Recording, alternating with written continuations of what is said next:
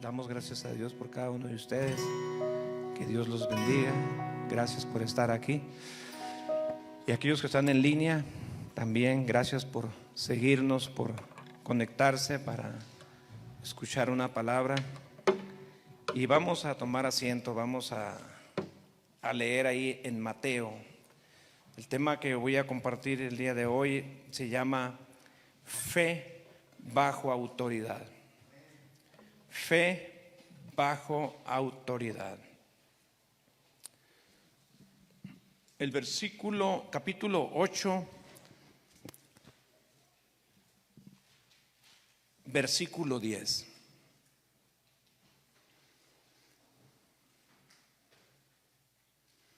Versículo 10. Ahorita nos vamos a regresar al 5 para mirar la fe de este hombre. Dice: al oírlo Jesús se maravilló y dijo a los que le seguían: de cierto os digo que ni aun en Israel he hallado tanta fe. Este versículo está bien interesante, ¿eh? Dice que aún en Israel, Israel es el pueblo de Dios, dice: he hallado tanta fe. Fue lo que dijo Jesús. Y lo curioso que en el tiempo de Jesús, ustedes saben que el pueblo de Israel y Jerusalén, todos esos pueblos estaban oprimidos por los romanos en el tiempo de Jesús. Y cuando Jesús está hablando que él encontró fe en un hombre, dice que encontró mucha fe, o sea, tanta fe que ni aún en Israel la encontró en un romano. ¿En un qué? En un romano, no era judío. No era judío. Y siempre me ha llamado mucho la atención a mí esta historia. Versículo 5. Ahora vamos a mirar qué hombre o por qué este hombre tenía tanta fe. ¿Por qué este hombre tenía tanta fe? Dice: entrando Jesús en Capernaum, vino a él un hombre, un centurión. Un centurión, ¿qué era un centurión? Un hombre de autoridad, un comandante. Un comandante, la palabra centurión significa que era un comandante de 100 soldados. Era un hombre que tenía autoridad, que tenía un grupo de personas. Era un hombre que se le había confiado un grupo de soldados. Ese era un centurión. Y seguimos leyendo, dice: rogándole. Miramos aquí, aunque a Jesús lo mira físicamente el centurión, pero podemos aplicar aquí que el centurión hace una oración a Jesús. Obviamente que no se nombra aquí como una oración porque lo está mirando físicamente. Y dice: entrando Jesús en Capernaum, vino a él un centurión rogándole. Dice, y diciendo, dice: Señor, mi criado. Y me llama la atención que este centurión le dice Señor a Jesús. Y no era porque Jesús tenía 30 años o 33 años, ¿verdad? Sino que le dice Señor. Este centurión, este comandante de 100 soldados, yo creo que él ya tenía tiempo observando a Jesús. Ya tenía tiempo observando quién era Jesús. Este centurión no llegó a lo loco, no llegó a lo tonto a decirle algo absurdo a Jesús. Llegó con una actitud correcta y miramos, dice: Señor, dice, mi criado está postrado en casa, paralítico, gravemente atormentado. Algo que me llama la atención a mí de este centurión, que la mayoría de las personas que se acercaban a Jesús a pedirle algo, era para pedirle algo para ellos. Pero este centurión, un comandante de 100 soldados, no era un soldado el que estaba enfermo. Dice que era un criado. Si estaba enfermo este comandante, pues podía haberle dicho al criado: pues llévenselo para su casa y lo boto y que me traigan otro que sea más útil. Este ya está enfermo, este ya no me sirve, lo podía haber sacado y tráiganme otro. Pero algo que me llama a mí la atención, que este centurión llega al Señor a pedirle algo, no para él.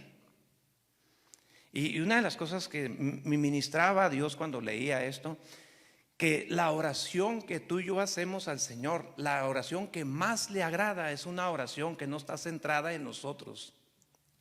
La oración que más le agrada a Jesús es una oración cuando no se trata de mí, se trata de Jesús y se trata de alguien más.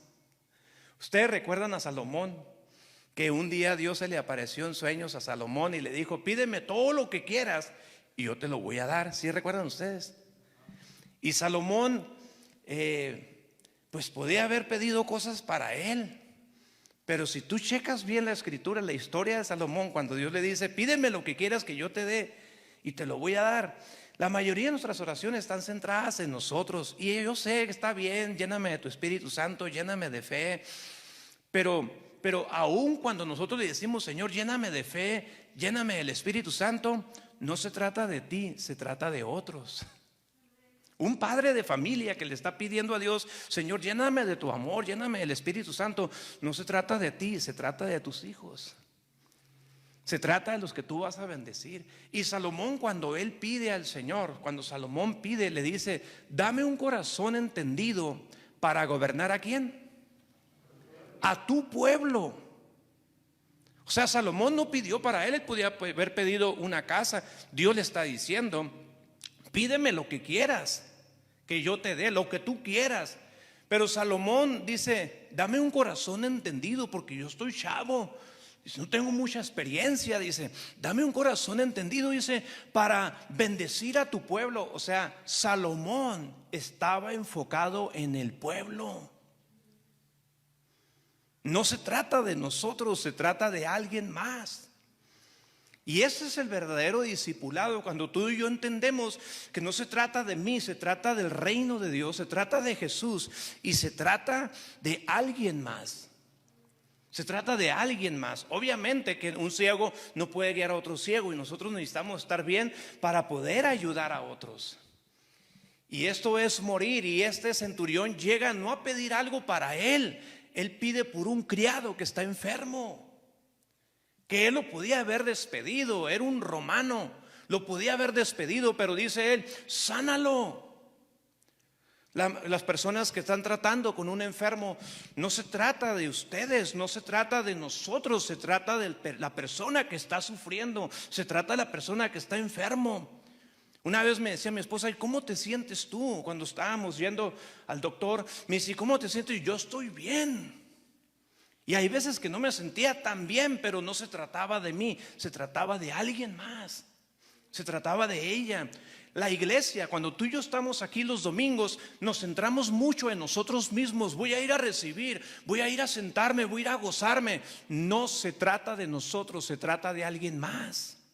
Se trata de la gente que no conoce el evangelio, se trata de orar por alguien más.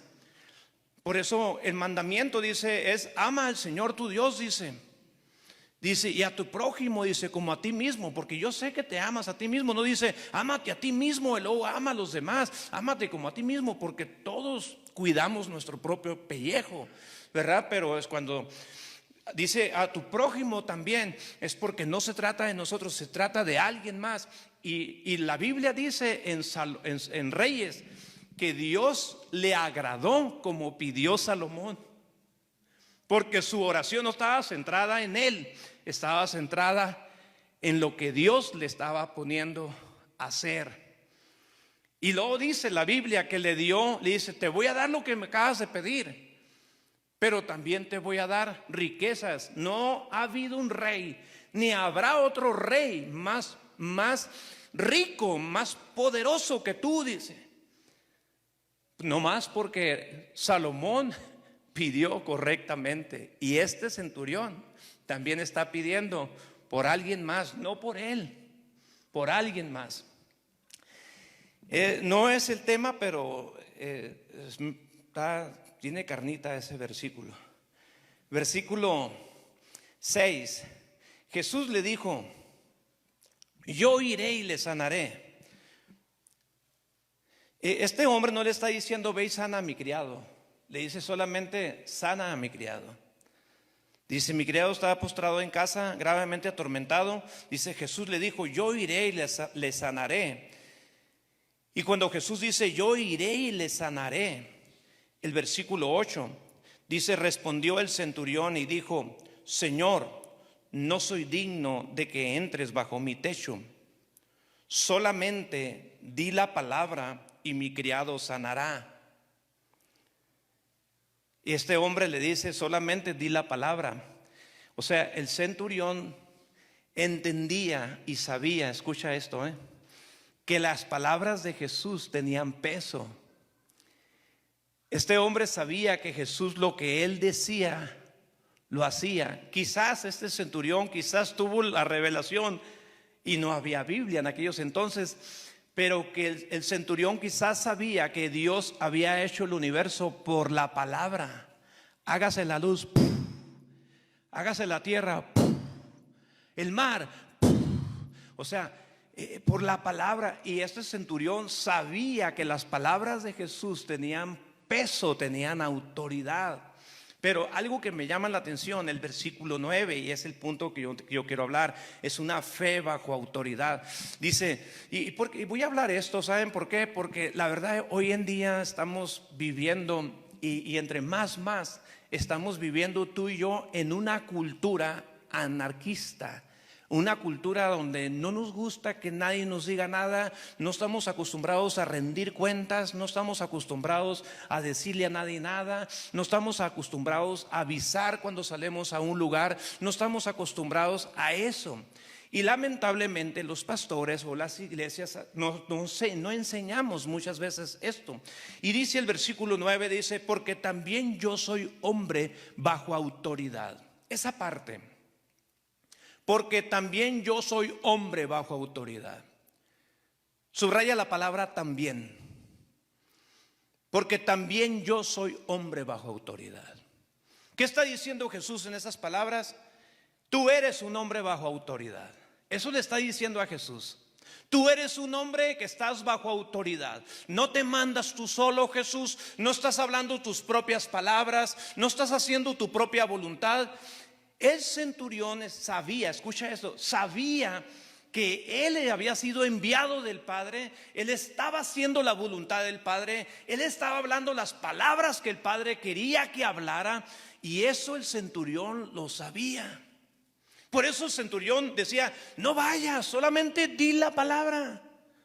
No importa que esté lejos mi casa, tu palabra tiene peso, tu palabra tiene poder.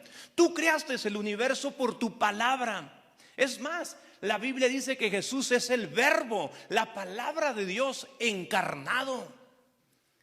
Es bonito orar, decirle a Dios, Dios, que tu palabra se haga carne en mi vida, que se meta, que esté adentro en los huesos.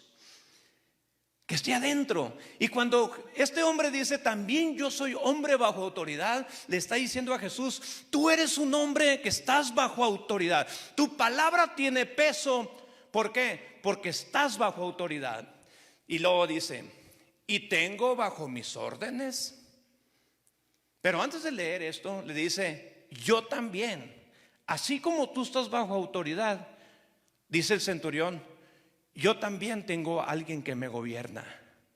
Yo también tengo a alguien a quien rendirle cuentas. Y este hombre no está hablando de Dios. Este hombre centurión no está hablando que él está bajo la cobertura de Dios y etcétera, etcétera. Este hombre está hablando que él está bajo autoridad. Dice, yo también estoy bajo autoridad. Y dice, y tengo bajo mis órdenes soldados. Pues cualquiera puede tener un grupo de personas. Yo le puedo decir a cualquiera de los muchachos, hey, te encargo los de la cocina, hey, te encargo los del rancho El Indio. Cualquiera puede tener un grupo, cualquier padre de familia puede tener hijos, pero que tenga autoridad, esa es otra cosa. Que tenga autoridad, que sus palabras tengan peso, es lo que dice el centurión. Dice, y tengo bajo mis órdenes soldados. Bajo mis órdenes. Quiere decir que el centurión ordena y las cosas se hacen. Dice, digo a este, como que está a un lado de él un soldado, porque dice este. Yo imagino que está un soldado a un ladito de él, dice, porque digo a este, ve y va. Y quizás hasta le dijo al Señor, ve al Oxxo Y fue el soldado y vino, y te digo, tengo autoridad. Nomás hablo y digo, y lo hacen. Es como si yo le digo a Heriberto, ¿sabes qué? Ve a Tecate, veas esto y lo otro, y lo hace. Una persona bajo autoridad. Se le presenta una situación con una persona endemoniado, él tiene autoridad. ¿Por qué? Porque está bajo autoridad. Ahora, dice, y digo a este, ve y va, y al otro, ven y viene, y a mi siervo, haz esto y lo hace. O sea, el centurión tiene autoridad. ¿Por qué tiene autoridad? Porque está bajo autoridad. Está bajo autoridad. Hay padres o hay esposos que muchas veces le dicen a la esposa, hey, sométete, es que yo soy la cabeza. Y si ese hombre no está sometido a su autoridad en su trabajo, en su iglesia, no se somete a la autoridad de la palabra de Dios, no puede tener autoridad. Puede haber mucho trueno y poca lluvia, como el otro día tronó mucho, poca lluvia, 80 gotas cayeron. No hubo mucho, o sea, hubo más truenos que lluvia. Yo estaba en el rancho El Indio, no me dejaron dormir los truenos. Sí, la casa, ¿verdad? Pero no había lluvia, o sea, mucho trueno y poca lluvia. Entonces, dice que él tiene autoridad. Entonces dice el versículo 10, dice, al oírlo Jesús se maravilló y dijo a los que le seguían, de cierto os digo que ni aún en Israel he hallado tanta fe. Lucas capítulo 10, y versículo 19, Jesús les da autoridad a los discípulos y Jesús nos da autoridad a nosotros. Los discípulos andaban con Jesús y las cosas que Jesús les decía, ellos lo hacían. Tú rara vez vas a mirar o no vas a mirar que los discípulos se rebelan. Me gusta esta versión porque dice, he aquí os doy potestad, o sea, doy autoridad. Fíjate lo que dice el Señor, son palabras de Jesús, dice, he aquí os doy, o sea, la autoridad viene de Jesús. La Biblia dice que la cabeza de la iglesia es ¿quién? No es el pastor de carne y hueso, no es el pastor pelón, no, la autoridad de la iglesia, la cabeza de la iglesia es ¿quién? Es Cristo. Cristo es la cabeza de la iglesia. Y dice, he aquí os doy potestad de hollar o pisotear. La palabra hollar significa pisotear serpientes y escorpiones y sobre toda fuerza del enemigo, y nada os dañará. Es como les decía hace rato, si yo le digo a una persona, a Juan Carlos, le digo, hey, ve a Tecate y haz esto y lo otro, y él no lo hace, simple y sencillamente se revela. De repente hay una persona endemoniada, él no va a poder echar afuera al demonio, porque si no obedece al que está viendo, no va a poder obedecer al que no ve. Y no tenemos autoridad. Entonces cuando yo me convertí, cuando yo me hice cristiano y el Señor me tocó, algo que a mí me preocupaba es que el pecado, que el vicio, las drogas tuvieran señorío sobre mi vida. Entonces, algo que a mí me preocupó tener, ¿verdad? Siempre procuré tener esa autoridad sobre demonios, sobre el pecado, sobre todo ese tipo de asuntos, ¿verdad? Tener autoridad. Y aquí Jesús dice, he aquí yo les doy, dice. Yo les doy, dice, autoridad. O sea, la autoridad, la plena autoridad viene de Cristo. Él nos da la autoridad para que tú eches fuera demonios, para que tú ores en tu casa y para que tú establezcas el reino de Dios en tu casa. No tiene que ir el pastor, no tiene que ir Heriberto, no tiene que nosotros mismos debemos de crecer en esto. Pero también digo esto porque yo el otro día les decía a los muchachos, y aquí entra lo que les estaba diciendo de que vivimos en una cultura un poquito anarquista. Hay veces que ustedes están aquí en la iglesia y de repente alguien sale para algún lugar. Y una vez le decía a una familia, hey, por favor avísenme cuando ustedes salgan. Y la persona se me quedó mirando, como que no le agradó muy bien. Y yo platicaba con los muchachos de aquí del centro y yo les decía, yo he tratado de acostumbrarme de avisar. Por ejemplo, cuando yo estoy en Tijuana, estamos en un asunto, mi esposa y yo estamos en el Costco o X, y nosotros salimos para acá de regreso, la mayoría de las veces, y ellos saben muy bien, que yo le hablo al Jiki o a Heriberto o a César y les digo, ahí vamos de regreso. Me he hecho el hábito de avisar dónde ando. Mi pastor, si yo voy a salir a predicar a Tecate, o voy a predicar en Tijuana, o voy a predicar en Los Cabos, si voy a predicar fuera de la iglesia, a mí me gusta hablarle a mi pastor y decirle, pastor, voy a predicar en tal iglesia. No le tengo que pedir permiso, ni él me va a decir tampoco, él tampoco me va a decir, no me tienes que pedir permiso para salir a predicar, porque me considero una persona adulto espiritualmente, pero yo les aviso y le digo, voy a estar en tal parte, y me bendice tanto que el pastor me diga, qué bueno que me avisaste, dice, voy a estar orando por ti y que Dios te respalde. Shh. Pero la gente no avisa. Hay unos que sí avisan, pero hay otra gente que no avisa. De repente los ves en el Facebook, que andan por allá en Vallarta, en otra parte, ¿verdad? Tú no sabías dónde andaban. Entonces, no es control, es bendición. Es bendición, no es control. No es control. Yo no le voy a hablar a mi pastor porque voy a ir al Oxxo. No le voy a avisar a mi pastor que voy a echar gasolina. No le voy a avisar cosas así simples, sencillas, pero ciertas cosas siento que las tengo que avisar. Cada vez que salgo yo del centro, yo si quiero no lo hago, pero me acostumbro a decirle al Jiki, a Heriberto, el que está en la oficina, vamos a salir mi esposa y yo, vamos a Tecate, vamos a tardar unas 3 horas. ¿Cierto o no es cierto? Lo hacemos. Iglesia, nosotros tenemos que aprender a rendir cuentas, a avisar. Para mí es importante que mi pastor sepa dónde ando, qué estoy haciendo. Es control. No es control, es bendición. Es bien importante cuando hay esa comunicación, esa relación, y nosotros muchas veces hacemos algo y no avisamos. Mira, por ejemplo, ustedes saben que el rey Saúl no era un buen líder. El rey Saúl era un hombre desobediente. A Dios no le agradó el reinado de Saúl, pero Dios lo dejó varios años a Saúl. Dios quería darle una enseñanza a David y al pueblo también. Pero ¿se acuerdan ustedes cuando David va a pelear con Goliat?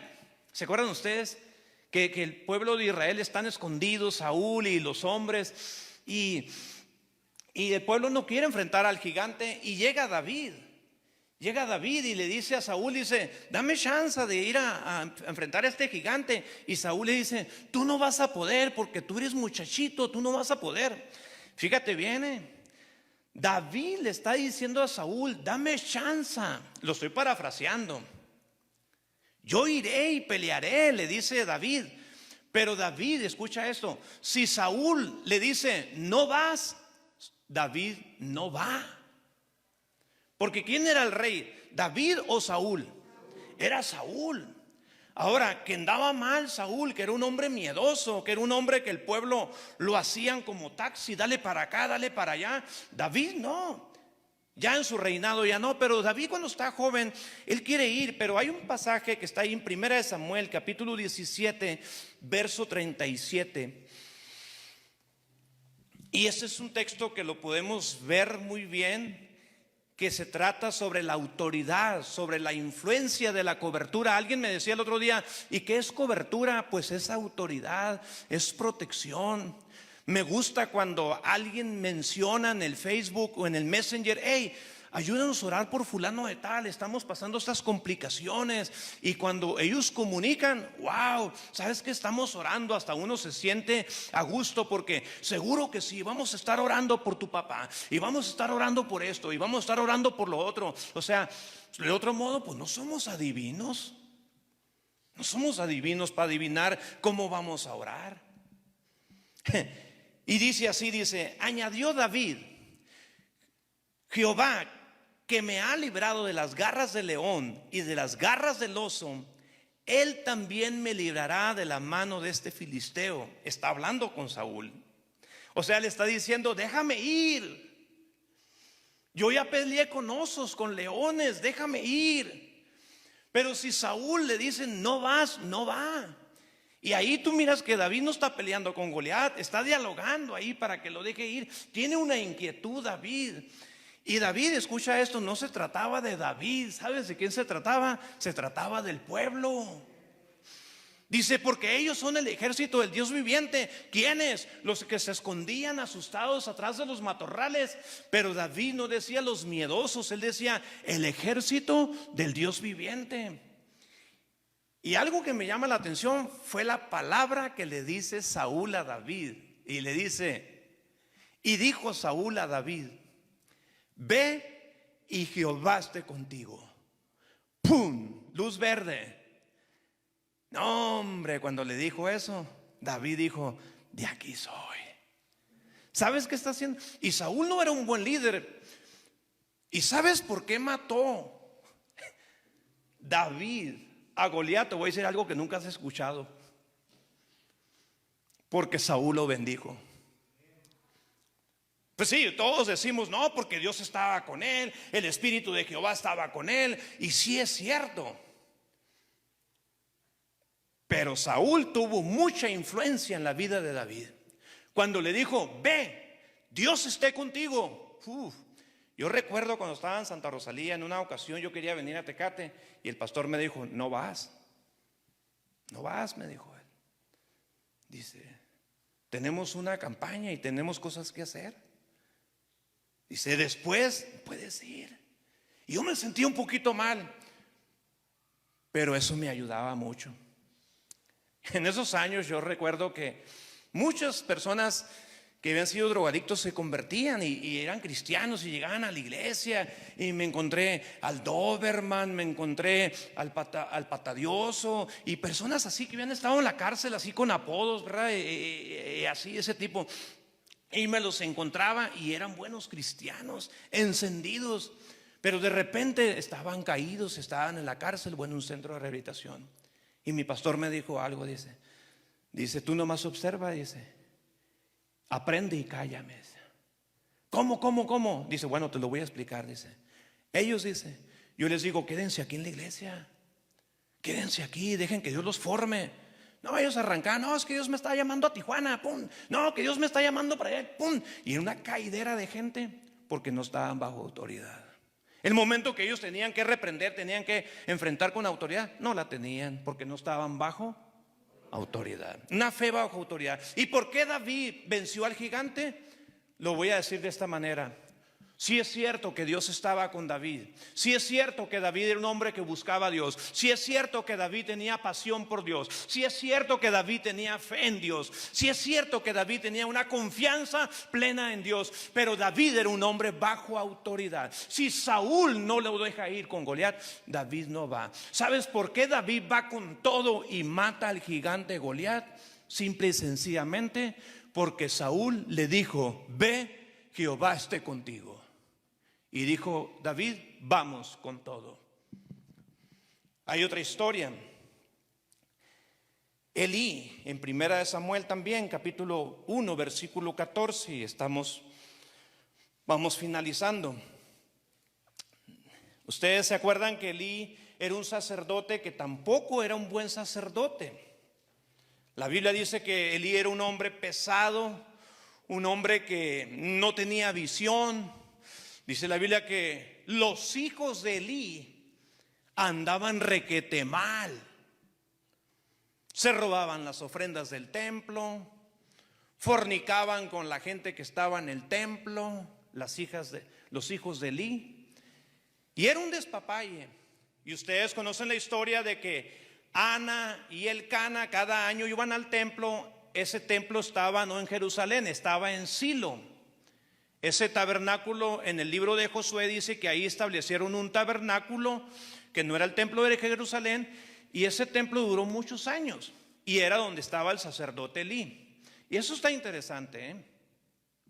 La Biblia dice que Ana no podía tener hijos, y Ana, cuando llegaba al templo, ella se arrodillaba con angustia y le decía, Dios, no puedo tener hijos. Y aparte de que la penina le picaba la cresta y le daba carrilla porque no podía tener hijos, y la irritaba a Ana. Y Ana, cuando está en el templo, está orando a Dios. La Biblia dice que Elí la estaba mirando a Ana. Y cuando Elí estaba mirando a Ana, él la empezó a juzgar. ¿Y sabes qué pensó de esta mujer? Que andaba hasta las cachas con vino. Elí pensó que Ana estaba ebria cuando Ana no estaba ebria. Elí es la persona, y quiero decir algo que a todos nos puede pasar: lo que no podemos arreglar en casa lo vamos a querer arreglar por fuera. Elí, su casa estaba patas para arriba, pero él está observando algo que él quiere arreglar. Ana está ebria, pero Ana no estaba ebria. Él estaba mirando las cosas con el ojo izquierdo, estaba mirando con el ojo que juzga, pero no estaba ebria Ana. Ana parecía borracha por su necesidad, por su clamor, y Elí la estaba observando con un ojo que juzga, cuando sus propios hijos estaban bien mal y quería enderezar a Ana. Versículo 14 del capítulo 1 dice así: y Ana le respondió diciendo: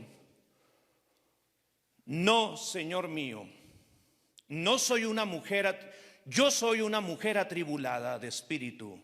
No he bebido vino ni sidra, sino que he derramado mi alma delante de Jehová.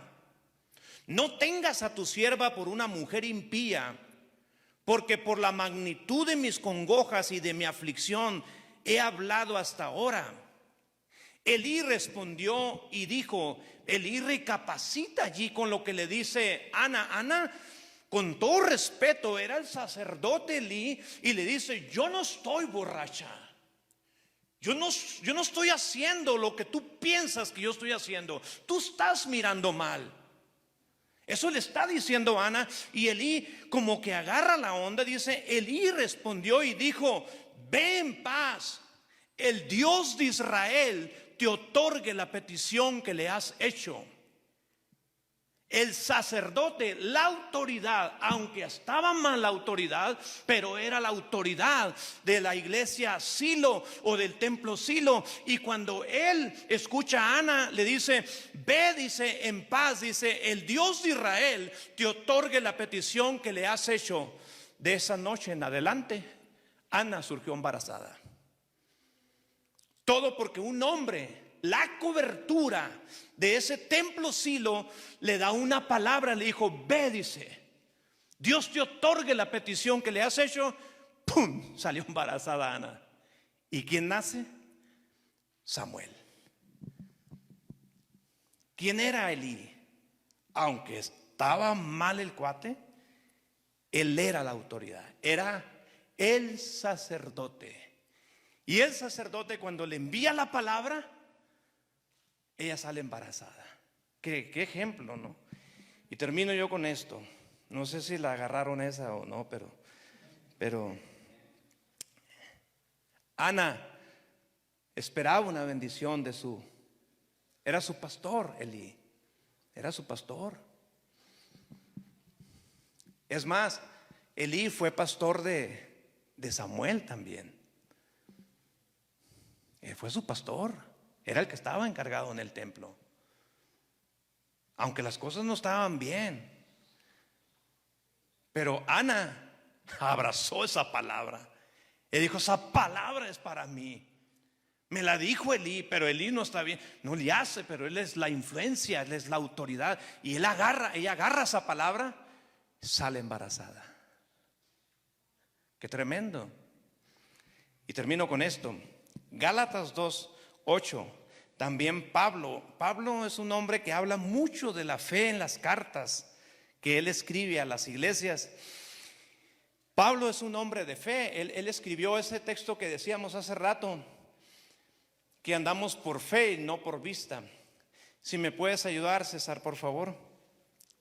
En Gálatas capítulo 2 versículo 8 dice así: el mismo Dios que facultó a Pedro como apóstol de los judíos, me facultó también a mí como apóstol de los gentiles. O sea, Pablo, si tú te fijas, Pablo llegó más alto que Pedro. en lo espiritual. Escribió más cartas, plantó más iglesias, fue de mayor influencia Pablo. Quizás tenía más estudio, tenía más entrega. La gracia de Dios equipó a Pablo y fue más que Pedro. No menosprecio a Pedro, me gusta mucho la vida de Pedro.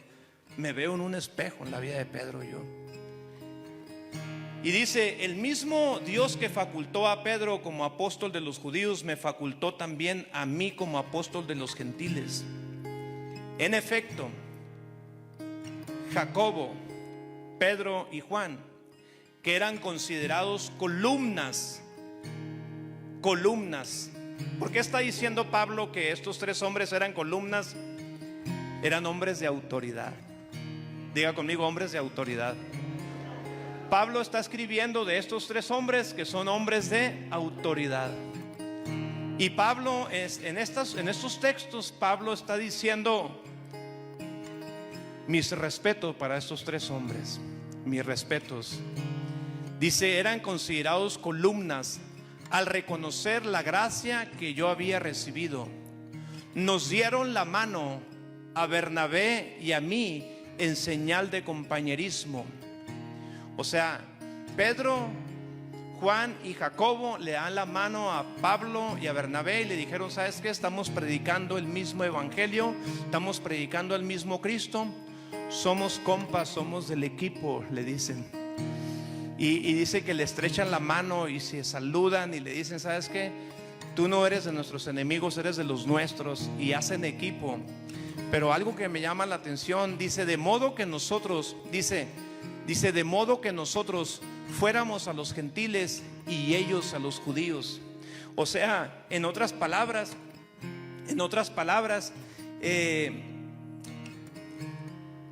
Pedro le está diciendo a Pablo, le está diciendo: mira Pablo, nosotros fuimos comisionados a predicarle a los judíos, y el que sabía más la cultura y la historia judía era Pablo, no Pedro. Pedro tenía menos letra que Pablo. Pero Pedro le dice a Pablo, le dice: tú vas a ir a predicarle a los gentiles. ¿Quiénes eran los gentiles? La chusma, la lacra. Para los judíos los gentiles eran como que no valían mucho. Y Pedro le dice a Pablo, dice: tú vas a ir a predicarle a esa gente, nosotros a los judíos. Y Pablo, escucha esto, Pablo se somete. Pablo recibe la palabra que le están diciendo estos hombres. En el versículo 10 dice así, dice: solo nos pidieron que nos acordáramos de los pobres, y eso es precisamente lo que he venido haciendo con esmero. Pero cuando dice esto he venido haciendo con esmero, significa yo caminé en la palabra que Pedro, que parecía menor que Pablo, parecía que tenía menos conocimiento que Pablo, estaba menos estudiado que Pablo. Pablo tenía una influencia y una unción impresionante, pero Pablo sabía el asunto de la autoridad, y Pablo se somete a la autoridad de Pedro y de los otros dos, y él empieza a predicarle a los gentiles. ¿Por qué? Por la palabra de Pedro que Pedro le había dado a Pablo. Y Pablo caminó en esa palabra, y Dios respaldó muchísimo al apóstol Pablo, porque Pablo caminó bajo la autoridad de estos hombres que tenían errores, los tenían fallas, los hacían, pero él sabía la bendición de caminar bajo autoridad. Una vez un hombre iba a hacer algo de la iglesia, y otro hombre de la iglesia, y agradezco yo por esos hombres que hablan con la verdad, dijo: ¿la iglesia ya sabe? No le había dicho. Tiene que saber, porque es bendición. Es bendición. Cuando nosotros sabemos dónde andan las ovejas, mi esposa y yo oramos: ¿sabes qué, Señor? Andan en tal parte. Como las oraciones que se están haciendo, Señor, respalda esas oraciones en esa casa, Señor, donde se están reuniendo. ¿Verdad? Y qué bonito cuando tienes conocimiento. ¿verdad? Y que alguien te dice, ¿sabe que estuvo así, pastor? Estuvo así. Y no toda la gente dice, pero yo le decía el otro día a una persona, tú me vas a estar diciendo cómo van las oraciones, qué está haciendo Dios, porque están orando. No porque me guste el chisme, no porque sea mitotero, es porque es importante saber qué estamos haciendo como iglesia. No es control, es bendición. Y tú que me estás viendo por línea, no es control. Vivimos en una cultura anarquista, pero si tú y yo entendemos la autoridad del sacerdote pastoral, eso trae mucha bendición. Algo que a mí me ha ayudado muchísimo a caminar, no caminar sin un pastor.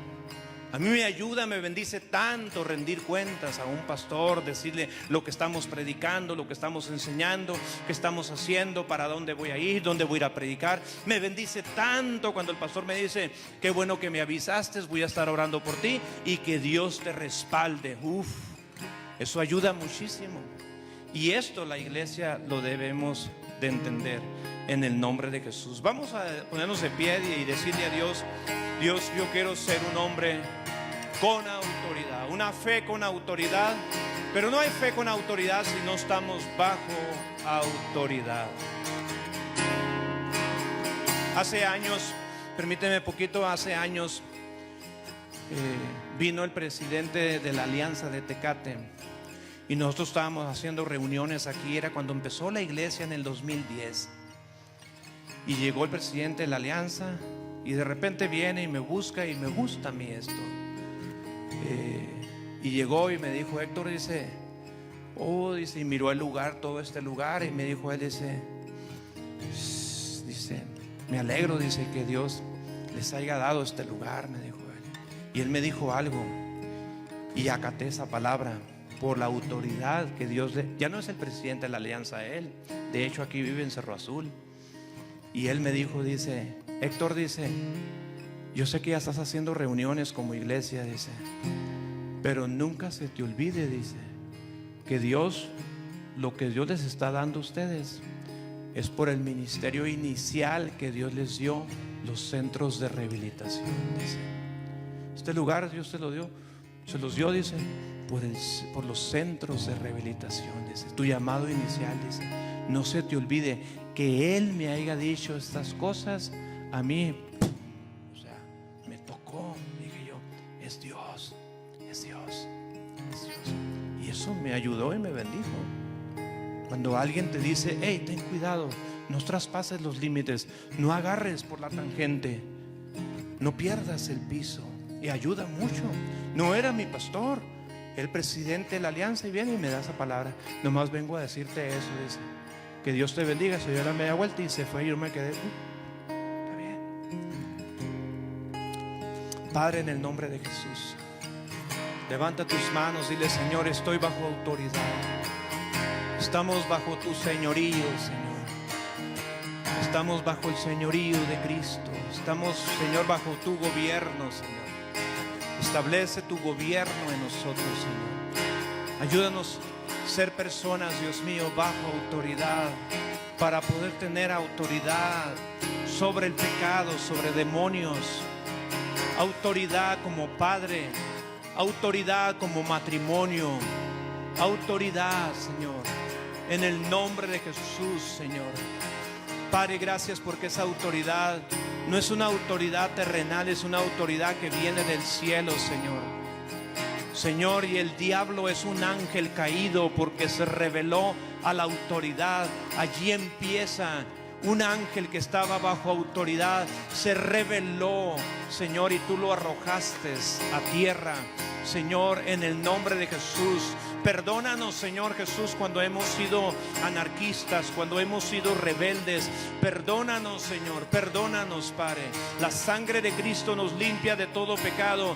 Señor, de hoy en adelante yo camino, Señor, bajo autoridad, porque yo quiero ser un hombre con autoridad, Señor. Que cuando venga la tentación, quiero tener la autoridad del Espíritu Santo. Cuando venga un demonio, yo quiero tener autoridad sobre él, en el nombre de Jesús. Pero no lo tendré si no estoy bajo bajo autoridad. Padre, en el nombre de Jesús, Señor, en el nombre de Jesús, Señor, muchas gracias. Vamos, iglesia, vamos, empieza a orar y dile a Dios: Señor, ayúdame, Señor, ser un hombre, una mujer de autoridad, una mujer que está bajo autoridad, un hombre que está bajo autoridad, un hombre que tiene autoridad. En el nombre de Jesús, no hay hombre con tanta autoridad sino aquel que está bajo autoridad. En el nombre de Jesús, el centurión dijo: yo también soy un hombre bajo autoridad. Sé que tu palabra tiene peso, Jesús, porque tú estás bajo autoridad del Padre.